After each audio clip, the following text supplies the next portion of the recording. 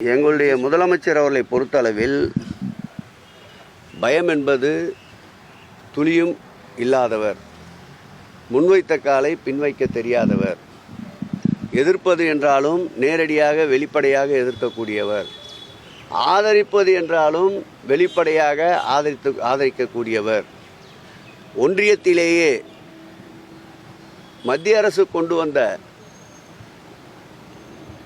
ஒரு சட்டத்தை எதிர்த்து ஆட்சியை துறந்த ஒரு இயக்கம் இருக்கும் என்றால் அது திராவிட முன்னேற்ற கழகமாகத்தான் இருக்க முடியும். நெருக்கடி நிலையை பயன்படுத்தி கொண்டு வரப்பட்ட சட்டத்தால் பல்லாயிரக்கணக்கான திராவிட முன்னேற்ற கழகத்தவர்கள் கொடுஞ்சிறை மிசாவை சந்தித்த போது கூட அதிலிருந்து பின்வாங்காமல் உறுதியாக நின்ற இயக்கம் திராவிட முன்னேற்ற கழகம். நாடு என்று ஒரு சூழ்நிலைக்கு தள்ளப்படுகின்ற பொழுது எந்த இயக்கத்தால் அன்றைக்கு நெருக்கடியை சந்தித்தோமோ அதே இயக்கத்தை வெளிப்படைத்தன்மையோடு நேருவின் மகளே வருக நிலையான ஆட்சி தருக என்று பறைசாற்றியவர். ஆகவே ஆதரிப்பது என்றாலும் வெளிப்படையாக ஆதரிக்கின்ற இயக்கம், எதிர்ப்பது என்றாலும் வெளிப்படையாக எதிர்க்கின்ற இயக்கம். ஒரு சிறு விளக்கத்தை சொல்ல கடமைப்பட்டிருக்கின்றேன். 2026ஆம் ஆண்டு இந்த கூட்டத்தில் கலந்து கொள்ள முடியாததற்கு காரணம் அன்றைக்கு பெருந்தொற்று கோவிட். அதன் பிறகு நடைபெற்ற கூட்டத்தில் அன்றைக்கு கலைஞருடைய நினைவு நாளை ஒட்டி அந்த கூட்டம் வந்ததால் நிதியமைச்சரை அந்த கூட்டத்தில் பங்கேற்க செய்கிறோம் என்று சொன்னபொழுது நிதியமைச்சர் தேவையில்லை என்று மறுத்ததால் அந்த கூட்டத்தில் பங்கேற்க முடியவில்லை. 3வது முறையாக நடைபெற்ற கூட்டத்தில் மாண்புமிகு முதலமைச்சர் அவர்கள் அந்நிய முதலீட்டை ஈர்ப்பதற்காக வெளிநாடு சுற்றுப்பயணத்தில் இருந்ததால் அந்த ஆண்டு அந்த கூட்டத்தில் பங்கேற்க முடியாத நிலை.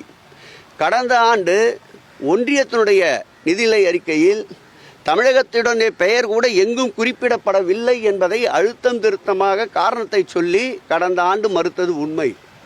இந்த ஆண்டு கூட எந்தவித பார்ப்பவர்கள் மஞ்சள் காமாலை கண்களுக்கு கண்டதெல்லாம் மஞ்சள் என்பதை போலத்தான் இருக்கும்.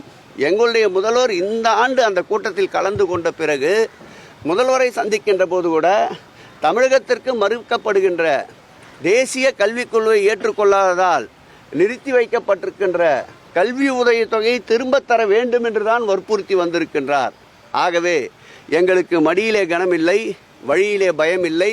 மற்ற இயக்கத்தை போர் சுற்றி வந்து பின்புற வாசல் வழியாக பாஜகவோடு கள்ள உறவு வைத்துக் கொள்ள வேண்டிய அவசியம் திராவிட முன்னேற்ற கழகத்திற்கு இல்லை. நேற்று முளைத்த காளான்களுக்கெல்லாம் இன்று நாங்கள் பதில் சொல்ல தயாராக இல்லை. களத்துக்கு வரட்டும். அவர்கள் எந்த வகையில் அடிக்கின்றார்களோ அதைவிட 100 மடங்கு வேகமாக ஒரே அடியில் பிடரியை சிலுக்கின்ற வண்ணம் அடிப்பதற்கு திராவிட முன்னேற்ற கழகம் களத்தில் தயாராக இருக்கின்றது.